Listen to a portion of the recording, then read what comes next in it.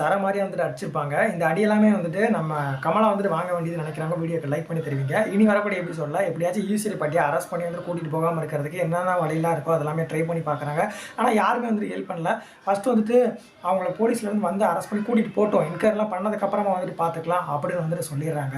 ஆனால் ராதிகாவோட அவங்க அம்மா வந்துட்டு பார்த்தீங்கன்னா எப்போ வந்து இவங்களை அரெஸ்ட் பண்ணி கூட்டிகிட்டு போவாங்க வெளியில் நின்றுட்டு இருக்காங்க. நம்ம செலின் வெளியில் வந்து செலின் வந்துட்டு பார்த்தீங்கன்னா எல்லாத்துக்கும் காரணம் வந்துட்டு இவங்க தான், முதல்ல இவங்களை அடிச்சா சரியாக போயிடும்னு வந்துட்டு சண்டைக்கு போகிறாங்க. ஆனால் நம்ம வெளியில் வந்துட்டு நீ போன அப்படின்னா உடனே வந்துட்டு அரெஸ்ட் பண்ணி உள்ள வச்சுருவாங்க, வேணாம் அப்படின்ற மாதிரி நிறுத்திடுறாங்க. அதுக்கப்புறமா மகளிர் போலீஸ் ஸ்டேஷன்லேருந்து ஆட்கள் வந்து அவங்கள வந்துட்டு அரெஸ்ட் பண்ணி வந்து கூட்டிகிட்டு போயிடுறாங்க. நீங்கள் வந்துட்டு இழுத்துட்டு போக வேணாம், நாங்களாம் வந்துட்டு கூட்டிகிட்டு வரோம் அப்படின்ற மாதிரி சொல்கிறாங்க. அதெல்லாம் முடியாதுன்னு சொல்லி தரத்தரன்னு இழுத்துட்டு போயிடுறாங்க. இது எதுவுமே தெரியாமல் வந்து நம்ம கோவி வந்துட்டு இருக்கிறாங்க. என்ன விஷயம் நடந்துகிட்டு இருக்கு அப்படின்னு சொல்லிட்டு வந்து செலின் கிட்ட வந்து கேட்க தாத்தா பார்த்துட்டு வந்து சர மாதிரி வந்துட்டு அடி கொடுத்துட்றாரு.